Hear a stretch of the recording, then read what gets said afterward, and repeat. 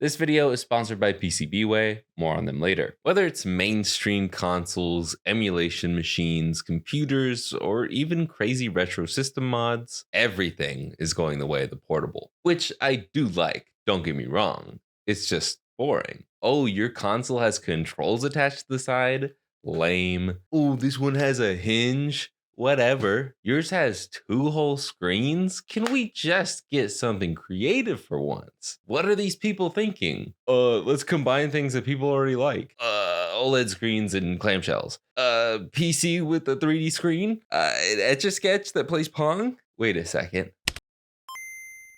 Yes, I turned an Etch-a-Sketch into a portable Pong playing machine. And yes, it uses original hardware from the 70s. My longtime viewers may remember that I made this monstrosity almost 4 years ago to make my first portable Pong machine. I basically just put a screen between the paddles and called it a day. But when I was making the thumbnail for that video, I photoshopped Pong onto a wooden Etch-a-Sketch. After that, I decided I wanted to make a second version that actually fit inside a real-life Etch-a-Sketch. So I bought one on Amazon and almost immediately started taking it apart. Unfortunately, the two halves of an Etch-a-Sketch are plastic welded together, so I couldn't really just separate the two halves and reuse whatever parts I needed for my new project. So I cut off the front bezel and the knobs and decided I would design a new backplate that would snap fit over the edges of the front piece and hold all the electronics. The only problem was I didn't know how to use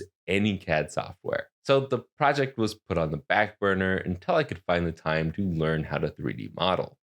After buying a UV printer and wanting to potentially sell some custom GameCube jewels, I finally taught myself how to use FreeCAD because there were no models for the GameCube jewels that I could find that allowed for commercial use. And after designing and putting this guy out to the world for anyone to use how they see fit, all I've really been wanting to do is make more stuff from scratch. I was hooked on designing little things to improve my life and making cool attachments for niche products. I feel like I've unlocked a superpower. And then I saw the remnants of my old Pong machine that I had been neglecting for far too long. It was finally time to finish the Etch-a-Pong. I started by designing a simple back that would snap fit over the old faceplate, and I nailed it first try. Then I slowly added screw posts, depth, and cutouts for all the buttons, switches, and the speaker. Then all I needed was to design something to hold this perfectly sized screen I found on AliExpress. Initially, I wanted the design to have screw posts for all the boards, but after seeing how randomly spaced a lot of these screw holes were, I decided to go the easier route, Velcro tape. I realized that while it could make it a lot cleaner if I used screw posts for everything, I don't think there's a single other soul out there who's gonna do this too. So who cares if it doesn't look decent on the inside?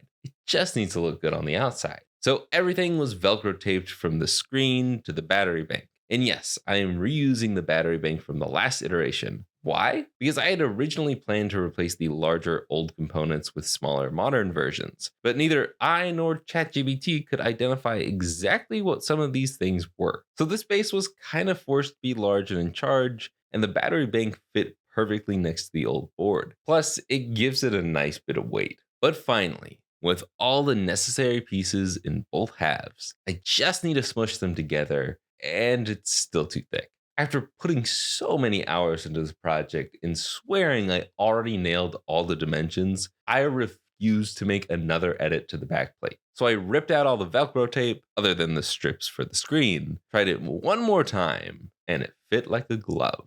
My problem was that I had initially designed all of this around just screwing it in, so I did not account for the thickness of the Velcro tape. My measurements are so precise that my big old battery bank doesn't wiggle in here. But enough about the build process.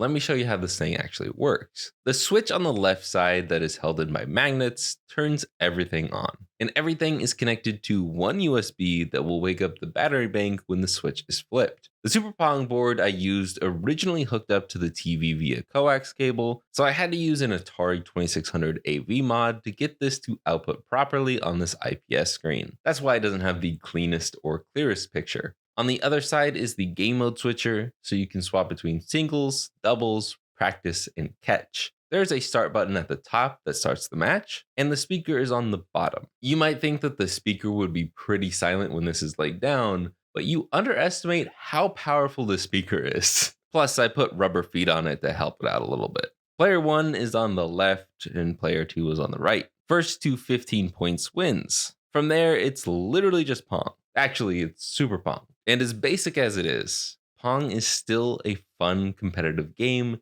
that holds up fairly well in 2026. As far as the new build goes, I'm pretty darn happy with it. Is it perfect? No, but I'm still learning how to use FreeCAD. If I really wanted to make another revision, I would change the magnets for the switches to heatset inserts because the magnets aren't as strong as I thought, but they still work fine as long as you aren't pushing the switch in when sliding them up and down. And of course, I would love to make this a lot thinner with a proper charge port and battery, but finding suitable replacement components for the larger original ones is still a little above my pay grade. However, while researching for this script, I did find some Super Pong documentation that looks like it would be very helpful if I decide to try and shrink this down further. If this video does better than I expect, I will complete the trilogy. So if that is something you'd like to see, please like, subscribe, leave a comment, do anything you can to help boost this channel and this video. Though shrinking this down was still on my mind throughout this entire project. I just went a different route with it.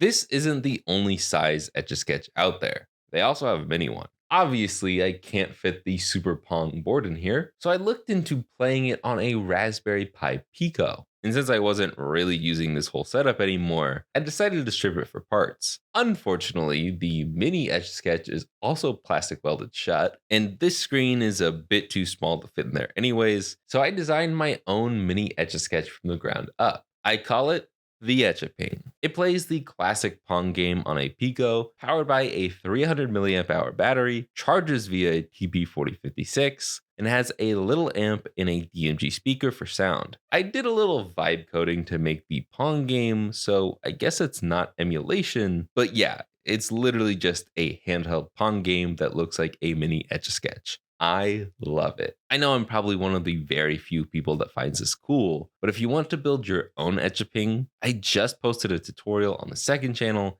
Jake64, and I will have all of the necessary files and product links in the description. The shell for the Etch-a-Ping is entirely 3D printed, so if you don't have a 3D printer of your own, you can get it printed by today's sponsor, PCB Way. While they are mostly known for making your custom PCBs, they also do high quality 3D printing and CNC machining, and it's super easy to order. Just download the STL files for the shell pieces and drag and drop them into this box. Then fill out the questionnaire with the type of material and colors you want and submit your request. The team at PCB Way will review it to make sure everything checks out and will help you every step of the way. In my experience, they have some of the best customer service, which is great because I didn't always know what I was doing when I would order things for projects in the past. As a wise man once said, PCB Way is the best way to get all of your little doodads and tchotchkes. Thank you to PCB Way for sponsoring this video. Now let's ping back to this little guy. But what do you think of the Etch-a-Pong and the Etch-a-Ping?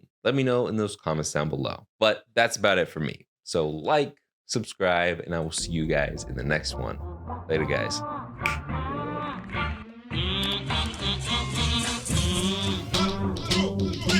Oh, this one has a hinge. Whatever. That was really good and first try.